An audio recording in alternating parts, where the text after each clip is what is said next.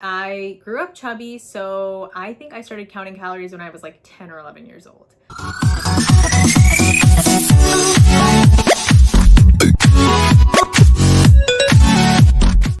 Hello everyone and welcome back to my YouTube channel. My name is Chubby and I am so excited for today's YouTube video because I wish I had this information a couple of years ago.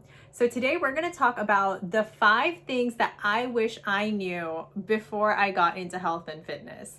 Some of these things, when I look back, like what my beliefs were surrounding health and fitness, I am actually just like, wow.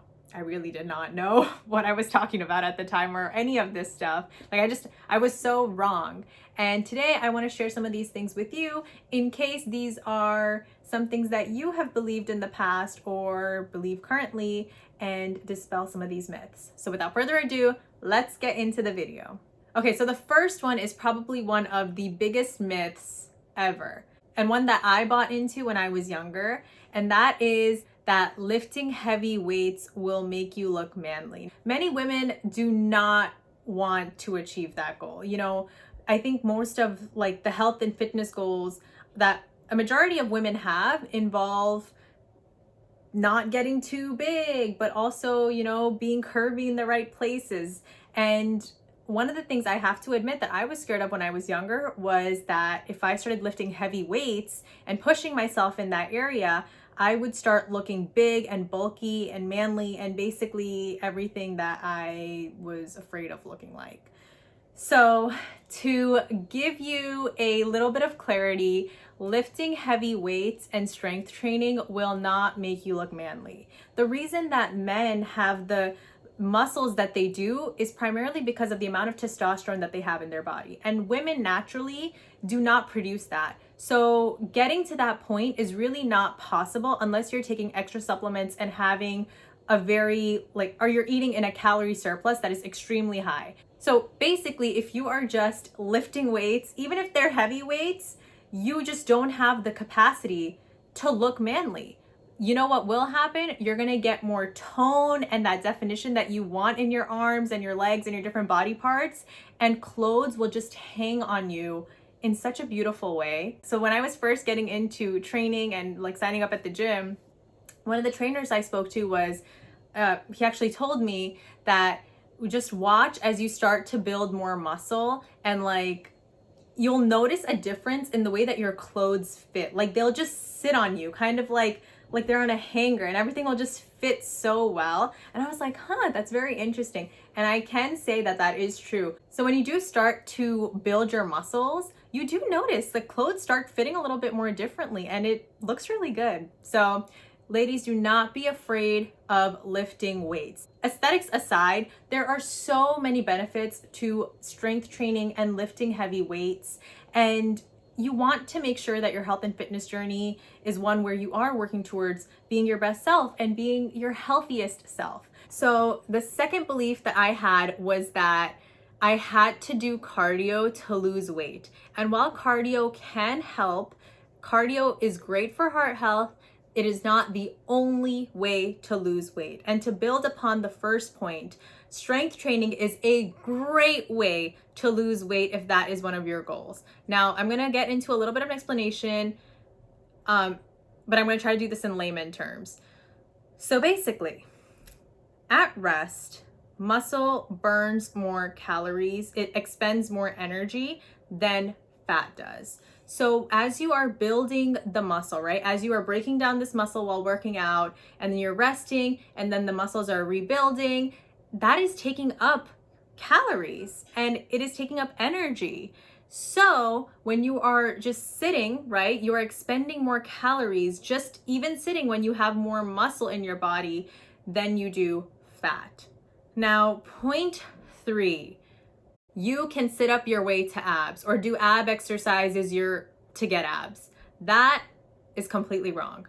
I remember when I was I would say senior year of high school, before I really got into health and fitness, I just kind of YouTubed it and everything. I would see all these things on YouTube where it's like 2 weeks to get abs, and I would do those ab exercises every single day.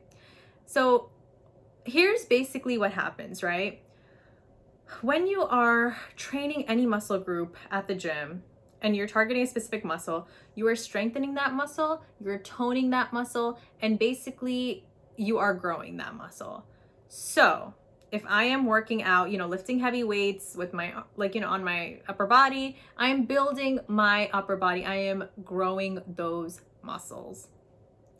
So what ends up happening is your muscles can grow and they can be defined and everything.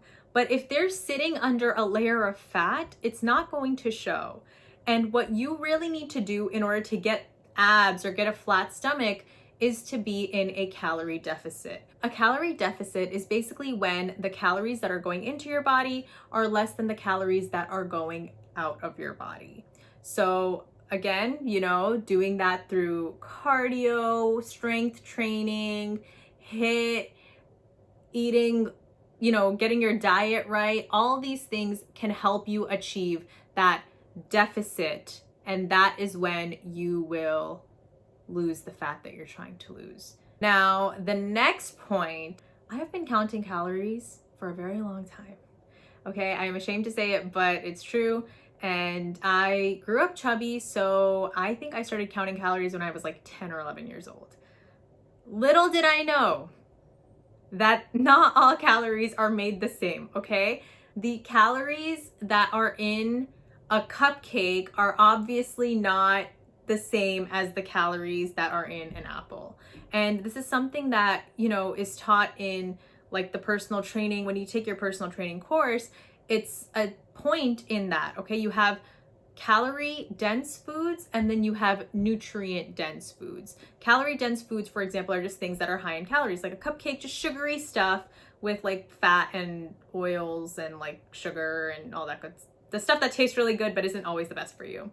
And then the nutrient dense foods are like an apple. So an apple is sweet, but it is also filled with tons of vitamins, minerals, and nutrients that will help your body. And they're both forms of carbs, right? But the calorie makeup of both of these foods is completely different because of what they are composed of.